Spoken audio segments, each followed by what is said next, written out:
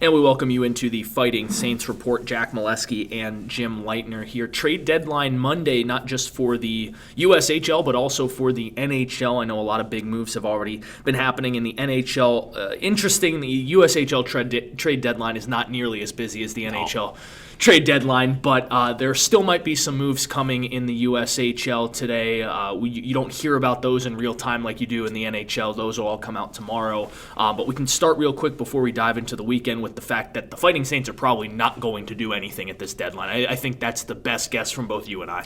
No, I think the best, I think you will see a couple additions. You're going to see some affiliates list players come up from either midgets or high school, and I think that's going to be the best way that the Fighting Saints can augment their team.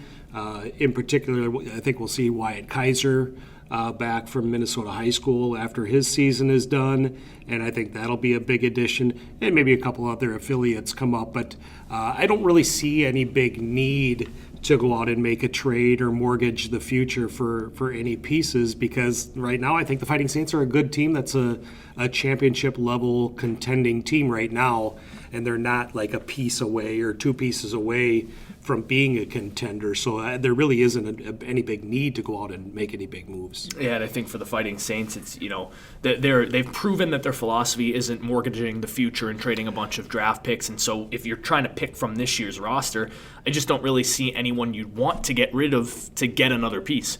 Well, and to kind of piggyback on that, I think there's such a good chemistry in the room right now.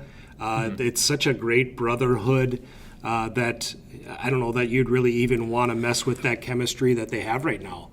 And it'd be different if maybe they had an injury where they had a big void or they had a need or something like that, but I don't see that right now. I don't think there's really any pressing need to go out and get any particular player.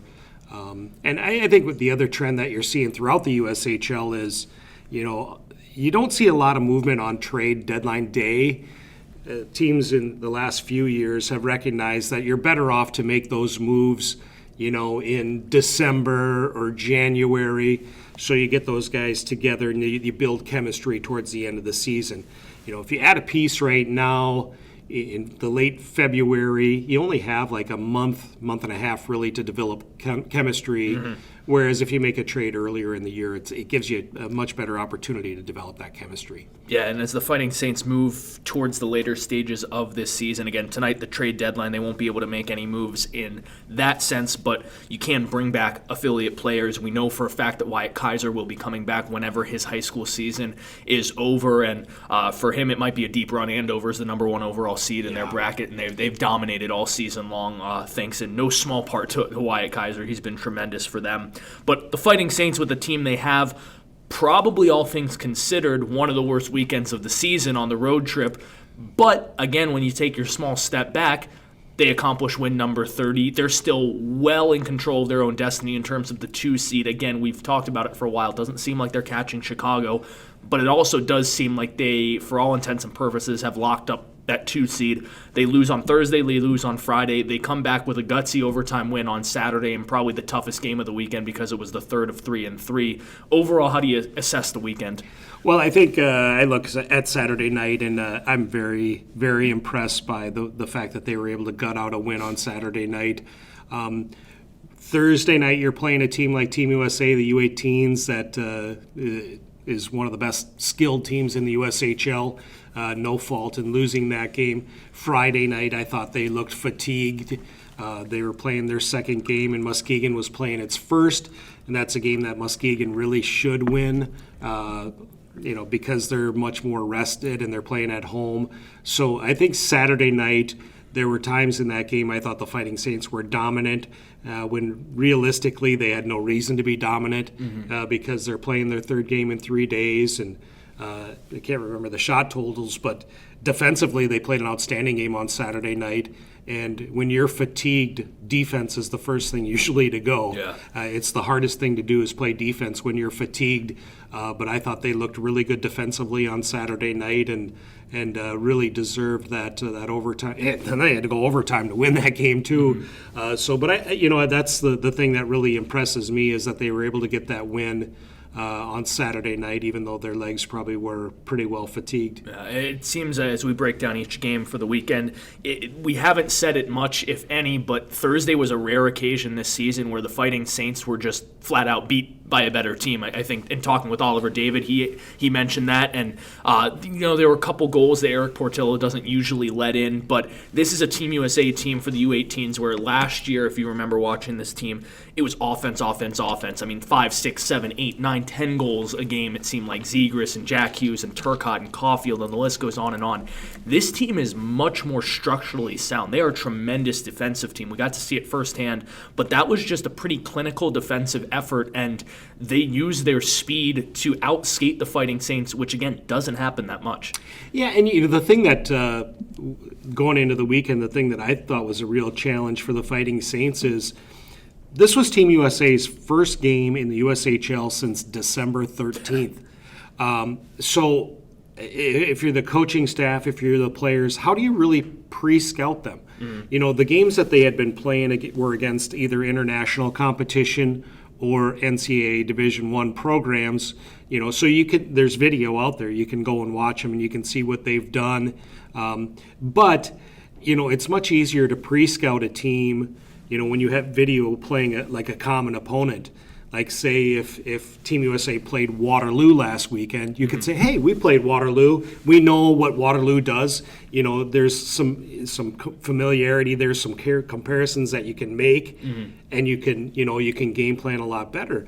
But if you're, watching film of them playing, the University of Michigan, there's really not a lot of familiarity there. There's not a lot of comparisons. Mm-hmm. So, I think that was a real challenge for the Fighting Saints to be ready for that game against Team USA. And like you said, I thought they were a much more structurally sound team.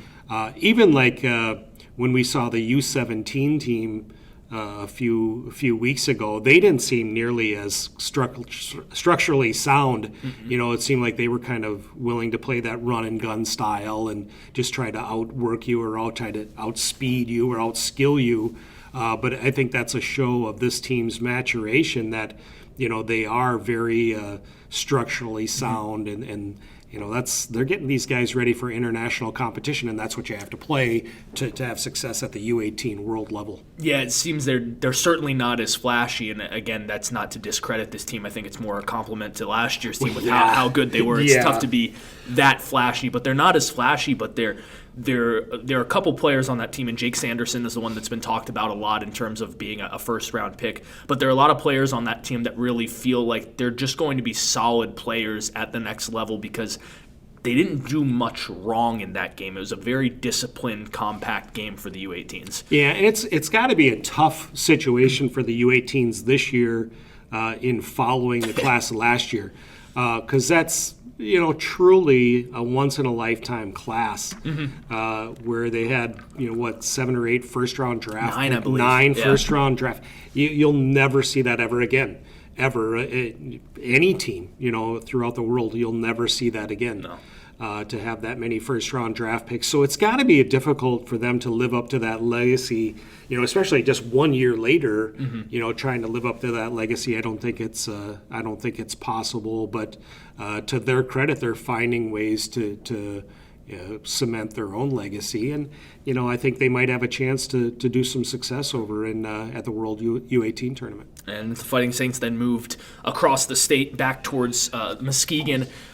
Losing on Friday, we've already touched on that. Winning on Saturday, the overtime victory, very big for the Fighting Saints. And in talking with a lot of players after the game before they hopped on the bus to drive back to Dubuque, they really mentioned how big a win that was because even though you only get 2 of 6 points, to win the last game before you hop on a bus really does wonders for the mood coming into practice this week. No doubt. And you think about it, if the bus trip home, you remember your last game, in your last game you had success and, you really gutted out a win. And, so the mood on the bus, your practice week actually starts on the bus ride home from Muskegon. It puts you in a lot better mood. And, I'm assuming they're going to have either Monday or Tuesday off here.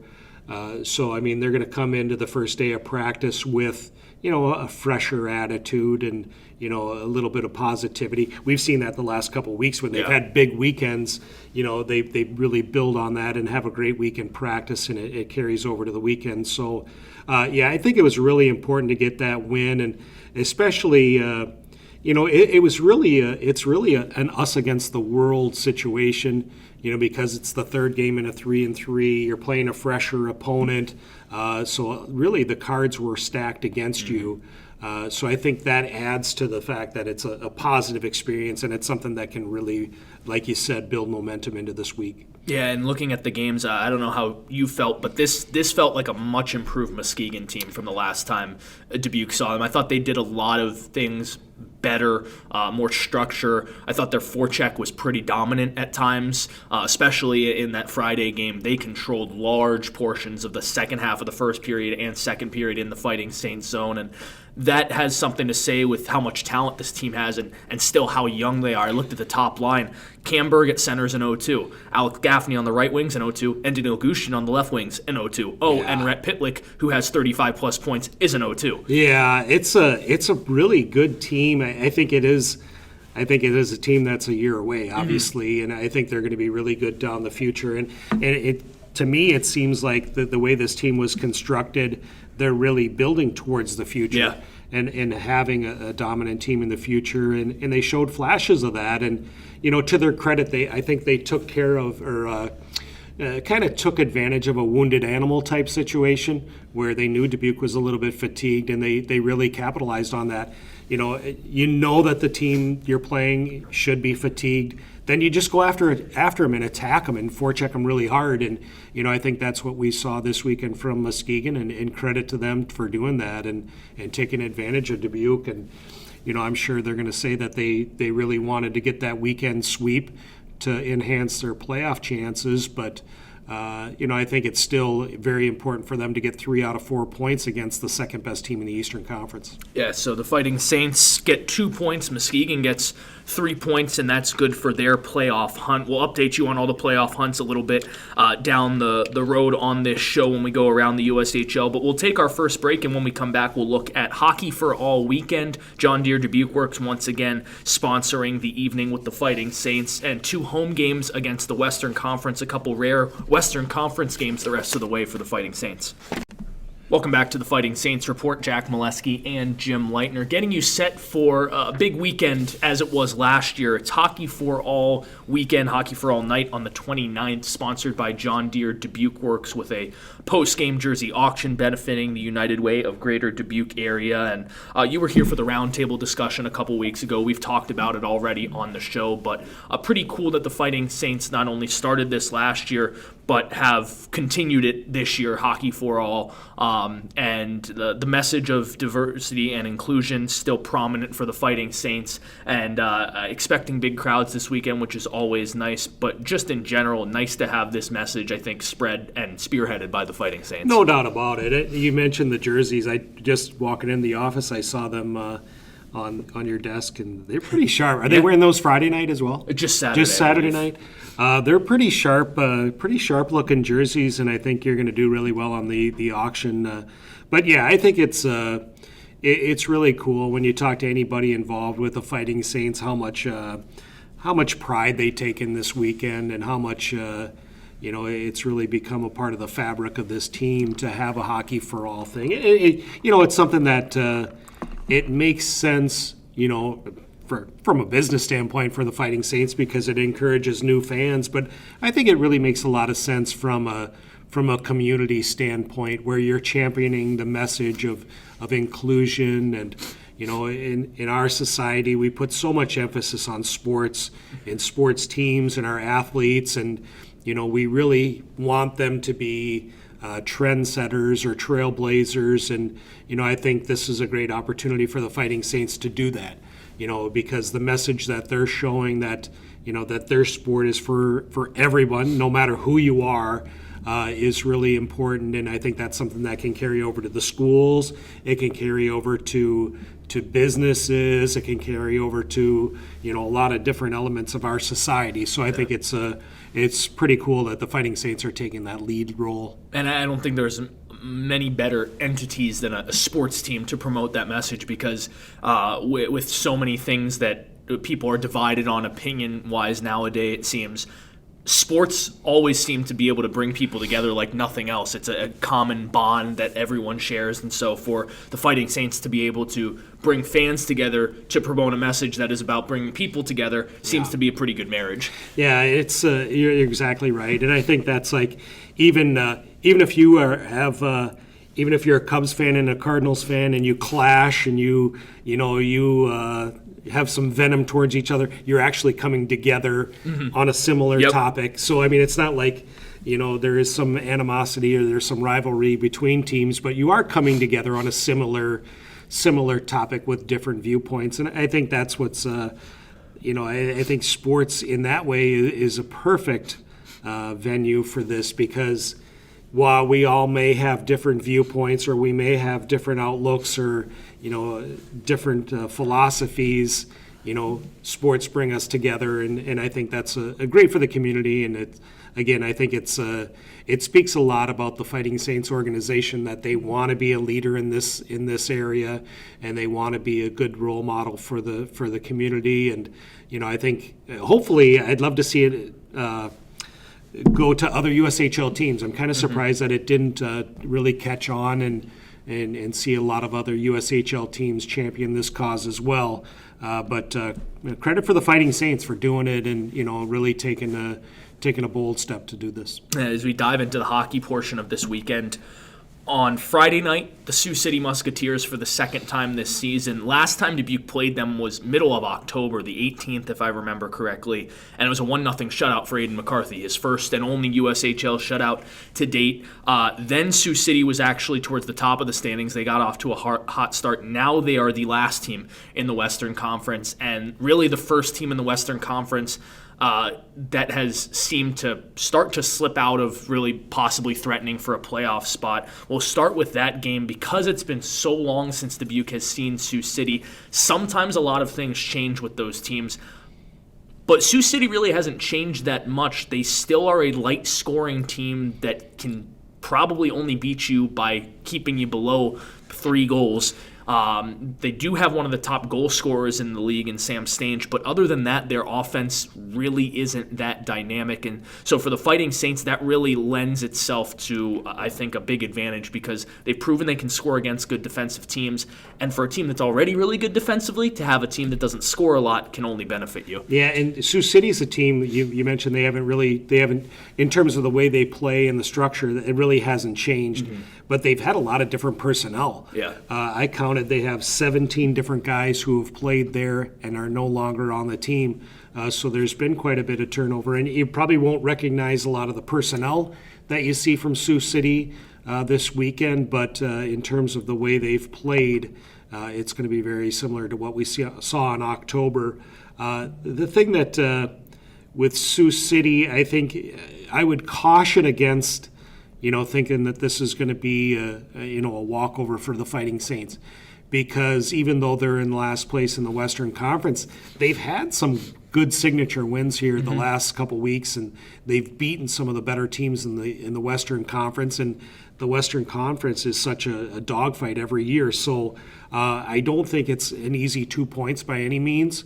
The Fighting Saints are going to have to work for it and really earn it. But again, I think if the Fighting Saints can exploit the weaknesses of Sioux City, I think they've got a really good chance. And then you flip to Sioux Falls, and for the Sioux Falls Stampede, they continue to motor their way up the standings, and there are now, correct me if I'm wrong, but I believe they are in a playoff spot right now in the Western Conference in the 6th seed, and it's crazy to think that they're even if they were in the 7th seed, it's crazy to think that they're within striking distance with how far out of it, but they continue to be one of the hotter teams in the league. And when Dubuque faced Sioux Falls last time, it was right around the Thanksgiving break. It was right at the very, very beginning of when this streak started.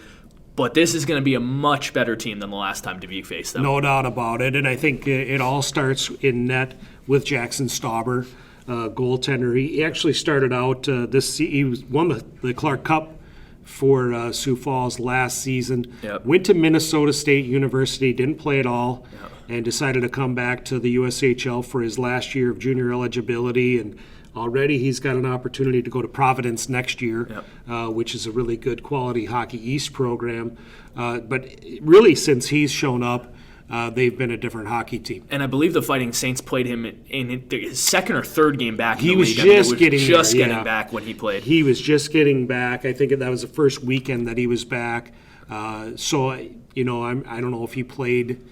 He had to be a little bit rusty when he first showed up against the Fighting Saints, and the team in front of him probably wasn't as used to playing for him, too. So, but Stauber right now is 13-5-2 with a 2.48 goals against average and a .918 save percentage. And anytime you can add a goaltender like that, especially their goaltending was kind of struggling a little bit in the first half of the season. So anytime you can add a goaltender like that, it's going to significantly improve your chances. And, like you said, they've been on a roll ever since they got him. And, that's a team that right now they're in the 6th spot in the West, but I don't see them settling for 6th. I think they're in a spot where they can jump up and probably leapfrog Lincoln and, possibly Tri-City if they continue to play the way they have. Yeah, they're 6-1, 2-1 in their last 10. And a team's on a roll when you look at that past 10 mark week after week after week, and the worst number you see is like a 6-3-1. I mean, that's when a team is just consistently churning out wins, no more than a loss or two in a row. We've seen that basically all year from teams like Chicago and Dubuque. If you look at their past 10 right now, Dubuque is 7-3, Chicago is 9-1. I mean, those are the marks of really, really good, consistent teams. But this weekend also a positive for the Fighting Saints, and I think part of the reason why they knew they could empty everything out of the tank on Saturday night because you have 2 home games. So you get some rest, you sleep in your own bed, and they're 16-5 at home. I mean, that's what you have to do, and that's pretty darn good. Yeah, and again, that you come off a win. I think that's a big start for the weekend, and again, playing at home. Last year, the Fighting Saints struggled on home ice. The first year in the 10 years since they've been back that they struggled on home ice. But this year it's been a different story. They really seem to feed off the crowd here. And it's always nice to sleep in your own bed and, have a regular routine that you're in. And I think that's going to be a huge advantage for the Fighting Saints. And, they're still in a position where there's a little, I think they're pretty well locked into that number 2 seed, but there's still a tad bit of uncertainty there. So they're going to want to build up as many points as they can and build up as big of a cushion as they can to really solidify that number 2 spot. Fighting Saints take on the Sioux City Musketeers on Friday night here at the Mesquite Community Ice Center, and then they take on the Sioux Falls Stampede on Saturday night for Hockey for All Night, sponsored by John Deere Dubuque Works. We'll take another break. When we come back, we talked about it a little bit, but the standings will be in full effect in this next segment as we look at what teams did over this past weekend and look at where teams stand now in the playoff races. Welcome back to the Fighting Saints Report. Jack Molesky and Jim Leitner as we look at the weekend that was in the USHL, and then we'll dive into the standings. And we have to start with the biggest story team-wise in the USHL, and it's the Omaha Lancers. They've won 10 straight games. They have closed the gap that was at 1 point, 13 points between Waterloo and Omaha. That was a month ago. They're now a 1 point gap. Waterloo has a game in hand, but there's a 1 point gap between first and second in the Western Conference. Omaha shot out of a cannon, continued the momentum, and now look like they're trying to steal Waterloo's thunder for the best team in the Western Conference. Yeah, this weekend I got an opportunity to watch a little bit of their games because, Saturday night your game ended early, and then yesterday Omaha played again, and it's a team that in watching them, it looks like they just have a ton of confidence right now. Both those games, the third periods were kind of close, and they came up with clutch goals and really kind of pulled away to those wins. And anytime you can win, I'll say in the USHL, if you can win 6 in a row, that's impressive. Yep. So to go 10 in a row and beat some really good quality teams. They beat Lincoln yesterday. That's a huge rivalry game. I believe they swept Tri-City, which is a really good up-and-coming team. Sioux Falls and Fargo as well. They've been Lincoln 3 times in this streak. Yeah, that's almost unheard of. And I think right now, a month ago or whatever, we were talking about Waterloo. No one was ever going to catch them, that it was really a race for second place. Well, now I don't think there's any question that Omaha is going to be the team that comes out of there, just because they've been playing so much better down the stretch, and Waterloo's been stumbling a little bit. So, I do think this is a team that's probably going to be the team to beat out in the West. Yeah, and what amazes me about this streak from Omaha is 3 straight weekends, 3 straight 3-3s, and they haven't lost a game. 7, 8, and 9 in February, 7th, 8th, and 9th.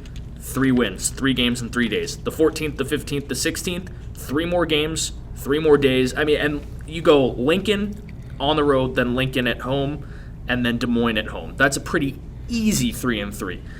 Next weekend, you're on the road in Fargo for 2 games, and then you go to Sioux Falls for the 3rd game in 3 days, and you win all 3. And then the next weekend, you go to Tri-City for 2, and then you're back home in Omaha for the last game. Those aren't easy stretches, and 3-3s in general, even if all 3 are at home, that's not easy, and they've won 9 in a row in 3 straight 3-3s. I remember us talking about this time last year.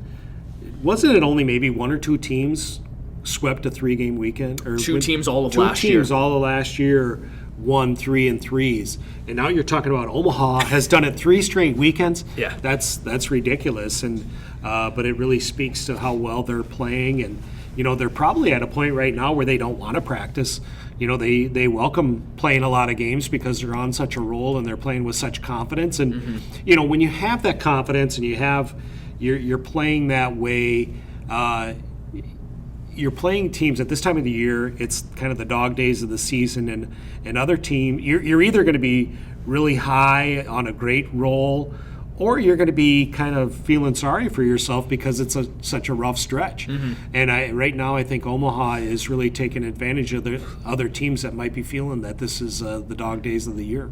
And looking at the Western Conference a little bit more, you mentioned them, Waterloo really struggling, 4-5-1 in their last 10. And this weekend, the home schedule this year for Waterloo, they've still been really good at home, but they've had some uncharacteristic losses. The 2 against the Fighting Saints, and then to see Youngstown come in, that's a long trip, about 10.5 hours from Youngstown to Waterloo, and beat the Black Hawks 5-3 on Friday night. Pretty surprising. They also lost to Chicago this weekend. Not a good weekend for Waterloo. And as good as Omaha has been, Waterloo not just coming back down to earth, but also playing well under what they've projected this entire season has been a big reason why the gap is tightened. Yeah, I think that loss Friday to Youngstown was really the toughest one of the 2, obviously.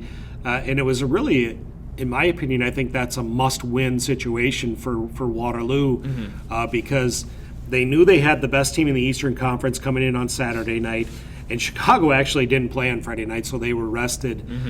So you really knew you almost had to have that game Friday night to at least guarantee that you're going to have a split, because the game against Chicago, first of all, it's a great opponent, the best team in the Eastern Conference, and they're rested on top of that. So it was going to be a monumental challenge for the Blackhawks. So to get that loss on Friday night against Youngstown, that was really a crusher. And, I think they had a good push in the 3rd period, but Youngstown really settled down and played good defense, which is kind of uncharacteristic for them. Yeah.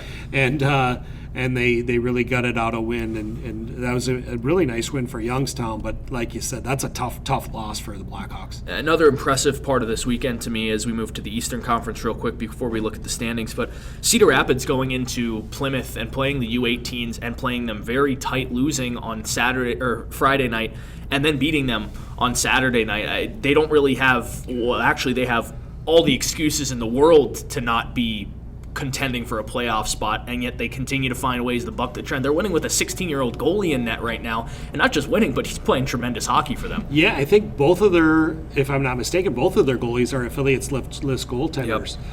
Because their top 2 goalies have been hurt, and you're at a point in the season where it's hard to go out and find one. So it's a really tough spot. Cedar Rapids was kind of in the exact opposite situation Dubuque was in this weekend. Team USA to play on Thursday night, so they're playing a 3-3.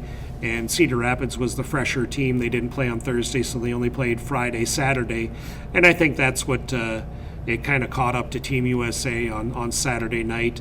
The Cedar Rapids was able to use their fresher legs to squeak out a win there. But again, I thought Cedar Rapids had a chance to win on Friday night as well. So I mean, that's a pretty good tribute to Cedar Rapids, that they're really sticking in there and fighting and clawing. Even though, like you said, they have so many. I don't know if I'd call them excuses. I'd call them good explanations why why they shouldn't be winning hockey games. But good for them for going up there and getting a split against the U18s, and actually that might help out the Fighting Saints a little bit, because the Team USA is chasing the Fighting Saints. There's still a good cushion there, but if the Fighting Saints go and only get 2 points out of a 6-point weekend, it helps that the team that's chasing them doesn't maximize the points that they can get. Yeah, not a ton to break down in the Eastern Conference. It stays relatively the same. Chicago's running away with it. 73 points. They're going to win the Eastern Conference. They're going to win the Anderson Cup. They might contend at breaking the record for points in a single season in the USHL. Everything right now is in the realm of possibility for Chicago. 73 points in 44 games. They're 12 ahead of Dubuque, who has 61 in second place. But Dubuque is 12 ahead of third place Team USA. So it really feels compartmentalized right now in the East, where Chicago looks like they're number one. Dubuque looks like they're a strong number 2.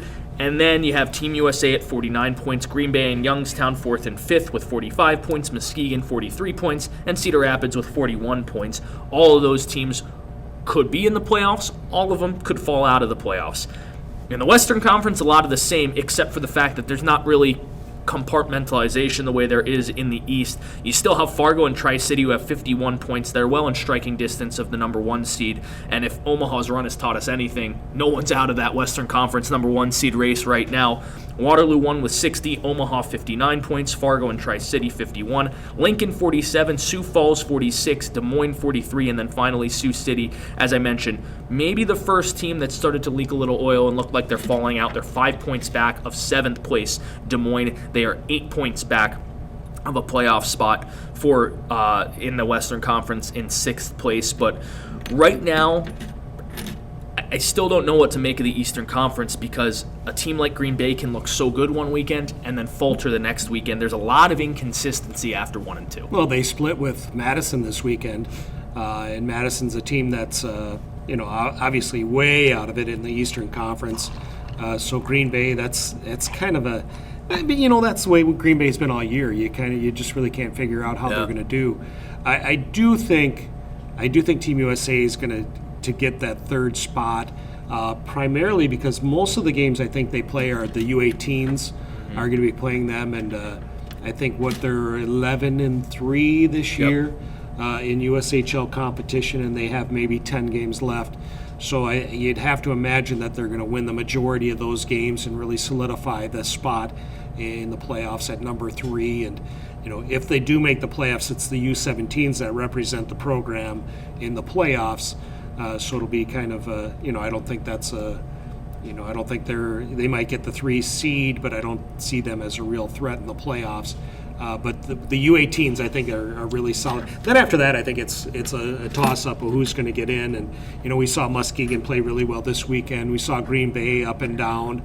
I don't know about Youngstown. I don't think Youngstown's a team that's really capable of going on a big run just because of their defensive deficiencies. But, again, I think it is kind of wide open for those last few playoff spots in the East. Now, before we take our break and do some trade deadline talk, over the weekend on the road trip, the Fighting Saints get another commitment on a roster that already has a bunch of commitments, but Luke Robinson commits to the Air Force Academy, a player that I think we expected to get a commitment. It was just a matter of time, but the Air Force Academy feels like a great fit for Robinson. It's, when I heard that commitment, it was probably about the most natural fit. Because I don't know if any of you out there have had an opportunity to talk to Luke Robinson. He's an extremely mature young man, very, very well spoken. He just oozes leadership, and I think he's kind of one of the guys. He doesn't get a lot of doesn't get a lot of notoriety. He's a quiet guy. He doesn't put up a lot of points, doesn't make a ton of big plays. He's just a quiet leader. But I think he's one of the big reasons why the Fighting Saints have had the season that they've had this year. Yeah. Because he's been such a tremendous leader, and that, like I said, that oozes throughout the locker room. And those are the kind of glue guys that you want to have. And, you go to the Air Force Academy, and that's the whole campus is filled with guys like that. So I think he's going to fit in perfectly in that academic environment. I think he's going to fit in really well in the team concept out at Air Force. And like I said, I think it's about a perfect a fit as you could possibly ask for. It doesn't feel like Luke Robinson wouldn't have success anywhere he went. No. But that being said, you're right. Air Force feels like about as tailor-made a fit as you could get for Robinson. So a big congratulations to him on his commitment there. Still a couple players that I think could commit the rest of the way for the Fighting Saints, but really their roster is chock full of commits already. So not a ton of movement to happen there just because the numbers don't work out for the Fighting Saints. Yeah, and I think what's really going to help the Fighting Saints is it looks like they're going to have a deep run, and they're going to be playing a lot of important games over the course of the next couple months. And so for a few of those guys who don't have commitments just yet, it's going to be a great opportunity to have eyes on them and have an opportunity to play themselves into college scholarship opportunities next year or the following year. Alrighty, so the Fighting Saints with steady standing in the second place spot in the Eastern Conference and a lot of fluidity below them. We'll take another break, and speaking of fluidity, this is the time of day and the time of year where players are changing hands left and right in the NHL, especially the trade deadline. When we're recording this, just a couple hours away, already some big moves that we'll break down after the break. Welcome back to the Fighting Saints Report. Jack Molesky joined by Jim Leitner, and as we finish up on this Monday, it's fitting that we talk about the NHL trade deadline. Always an exciting time in the NHL where teams are buying or selling. You're going to see some crazy deals. And today it's been a pretty active trade deadline. It felt really quiet in the days leading up to it. There wasn't a lot of movement. The biggest news was probably Jason Zucker to the Penguins, but there weren't really any rumors. Everything's exploded onto the scene today. You had Ilya Kovalchuk going to the Capitals last night. That's a big name, maybe not the biggest move. But now today you've got some pretty big moves. One of the biggest ones is Jean-Gabriel Pageau from the Ottawa Senators going to the New York Islanders for 3 picks, a first-round pick, a second-round, and 2 second-round picks, I believe. That's a tremendous haul if you're Ottawa. It's a tremendous haul, and two, it puts a lot of pressure on the Islanders. If you give up that much, you want to lock him up long-term. So, I mean, that's it's a big ad for the Islanders, but again, puts a little pressure on you. You don't want to give up a ton and then not have anything in return. So that's going to be. They must have a lot of confidence that they can get him to a long-term deal. And as we're recording this, rumor circulating that the Islanders might be looking to acquire Zach Parise. So this is Lou Lamoriello feels like this is a year that the Islanders have to go for it, because you don't make these 2 moves and then not attempt to make a deep run in the playoffs. Yeah, exactly. That's. I think we saw that was at Columbus last year that made a lot of moves at the deadline, and really gave up a lot of their future to get in. And fortunately it paid off that they were able to beat Tampa Bay in the first round, but they didn't go to the Stanley Cup Finals, and then they end up with really nothing to show for it. So it's an interesting time of the year for guys, for general managers, to see what their philosophy is just towards getting in and hopefully trying to make a run to a Stanley Cup. Couple veterans on the move. Wayne Simmons goes to the Buffalo Sabres. Interesting move there. I'm not really sure what the thought process is behind there for Buffalo. And Patrick Marleau, I think a really good move for him. He goes to a contender in the Pittsburgh Penguins, and they gave up a 3rd rounder. That's a good price to pay for a veteran that can add a lot. Yeah, the thing that I had heard on talk radio about Simmons was that might possibly be like a culture type thing, where they need a good veteran leader in there, a guy who's won before, who's made deep playoff runs. And, the Sabres really don't have a lot of that if you look at their roster. So it might be a thing where with Simmons, they bring him in and really kind of show some of the younger guys. Buffalo's a team that really hasn't gone anywhere for a number of years. They've had some nice talent. They've had good starts to the season, but they've never really been able to finish. So maybe it's a thing where it's a culture thing with Simmons, and bringing him in to really augment the culture. Marlowe, again, he's a guy who's had some success too with the Sharks. They've gone on some deep playoff runs the last few years, and the Penguins look like a team that they could possibly make a run. I think I don't know if I'd call them cup contenders just yet, but anytime you have Sidney Crosby and Evgeny Malkin on your team, you always got to be in the conversation. Yep. So I think that's kind of a bold move for them to go out and get him. Speaking of a bold move, a move that a month ago not many people thought would happen, is the Rangers haven't made a big trade yet today, but their biggest move of the trade deadline might be re-signing Chris Kreider to a 7-year, $6.5 million deal, and a lot of people expected Kreider to be paid over $7 million a year. So for the Rangers to lock him up for 7 years might be a stretch, but 6.5 is a pretty good AAV for a player like Kreider. And when you saw the trade for Pajot, you're thinking, if he gets that, what would Kreider get on this open market? But the Rangers determined that it was better to keep him around than to trade him for maybe a couple more unknowns. Yeah, I like that too. I think the Rangers are a team. I hope they stay the course. They've been in rebuilding mode for the last couple of years, and I think he might be a piece that could really go a long way to their rebuilding project. I don't think that's a team that's going to go out and acquire a couple little pieces just to get into the playoffs. So, again, I think that's a good move for the Rangers to lock him up long term. Trade that just happened, Detroit and Edmonton making moves, and the Detroit Red Wings trade Andreas Athanasiou, one of the speediest players in the NHL, going to the Edmonton Oilers for a couple second-round picks, and the Oilers get to dump a little contract as they send Sam Gagner to the Detroit Red Wings. I like this move for Edmonton because you talk about McDavid, who's the fastest player in the league, with Athanasiou, who's probably top 5 when he gets going. But Athanasiou's really struggled. He's the league leader in a category you don't want to lead in plus-minus on the minus end of things.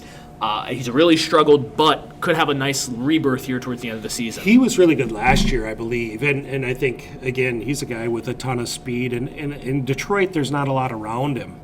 That's a team that's clearly not going to make the playoffs, and they've really struggled. So I think that's a move. You get him into Edmonton, where he's got a lot of good pieces around him. I think that could be a real sneaky move, a real sleeper move, that this trade deadline. You get him with some quality players, I think he could really take off. And the rumblings just coming out, and again, we're recording this a couple hours before the trade deadline itself is over. The rumbling just coming out is that Carolina is looking for a defensive player, but with some term left. I think the Hurricanes are in a rare spot where they're contending for now, but they don't want to just get a rental for now because they're still young enough to find a core that they want to build around. The rumblings I'm hearing is because the Rangers just re-signed Chris Kreider, they might now be moving on from Brady Shea. He's in talks. They're in talks with Carolina on possibly moving Shea to them. The only issue there is that Shea's commanding $4.5 million a year. Carolina's tight against the cap, so they're going to have to move some money. But for Carolina, I think that's a good move because they get another speedy, puck-moving defenseman that fits in with the guys that they have on their back end. And Jacob Slavin's one of the best stay-at-home defensemen, so maybe pairing him with a guy like Shea, who's known to take a couple more risks, would be a good fit. Yeah, and Carolina went and got Vince Trocheck from Florida. You're talking about another guy who's kind of had a year that's probably a little bit disappointing, and it'll go to a team that has a chance to contend. I kind of thought Carolina would go after a goaltender. Yeah, a couple of big key injuries this weekend, and maybe the story of the NHL with the emergency backup goaltender. But I think that's. I was kind of surprised they didn't go after a goaltender, but it doesn't look like they are. Maybe they have confidence in Ayers to come back and keep producing. I don't know. I don't know if I'd put all my eggs in the basket of a 42-year-old Zamboni driver who was up in the press box for the other game. But that's an interesting story. The one before we finalize here, the one question I have because of the Trocheck thing is, what do you make of the Florida Panthers? I mean, you go out and you spend $70 million on a goalie in the offseason. You get Joel Quenneville as your head coach. You have a good core of young guys, yet you're seemingly selling at the deadline just 2 points out of a playoff spot. I don't know what I make of that situation right there, because Trocheck is a player that can help you in a playoff run. Experience, a pure sniper that was well over 20 goals a couple seasons ago. Well, it kind of leads me to believe that Dale Talon and Joel Quenneville are in this more for the long haul than just the immediate returns, and they see that their future is more important than right now. Yeah. And they're probably looking at it from the standpoint that, we could get in this year, but do we have a chance to go very far? Whereas if we make a move or look at some free agency in the summertime, you could be better next year, or you could better position yourself to win a Stanley Cup. You're talking Dale Talon and Joel Quenneville are guys who have, been in successful organizations in Chicago, understand what it takes to put together a team that can win a Stanley Cup. So maybe it's a situation where they just don't think they can do it this year, and they're better positioned for down the road. Yeah, there's going to be a lot more movement today, and there always seems to be a lull where people think, oh, it's over. And then right around 3, there's going to be something that shocks you. I remember a couple years ago when the Rangers just started their rebuild, 3 o'clock hits nothing. 3:01, McDonough and everyone else going to the Tampa Bay Lightning. There's going to be a move like that at some point today that makes you go, wow, we thought it was over and it's not. So it's always fun to await that bombshell coming up on your screen. Yeah, it's fun, but from my perspective, I always kind of wonder. I wonder why it seems like teams go out there to make moves just to make moves sometimes, and to me it doesn't make a ton of sense to make a move just to get into the playoffs, just to get that 7th or 8th seed or 6th seed. But I think a lot of GMs kind of panic, and I think there's a lot of pressure on them to make moves on the deadline, which is kind of why it's kind of cool to see in the USHL where teams are they're I think more level-headed, and they don't go out and make irrational moves at the deadline just to make a move. It's always kind of fun to look at those moves, and you look at some of the ones that make a lot of sense, and then you look at the ones that are maybe a little bit irrational, just teams kind of panicking to just try to do something, just to do something. There'll be a combination of both, and sometimes you won't know whether it was irrational or the right move until it's all said and done towards the middle of June. But we'll be awaiting those bigger moves coming up the rest of the day. If they happen, they usually do. That's all the time we have for the Fighting Saints Report. Again, this weekend, Friday and Saturday, if you haven't grabbed your tickets, 563-583-6880 or DubuqueFightingSaints.com. Hockey for all night on the 28th against the Sioux Falls Stampede, the 29th against the Sioux Falls Stampede, and the 28th against the Sioux City Musketeers. We'll talk to you on Friday night.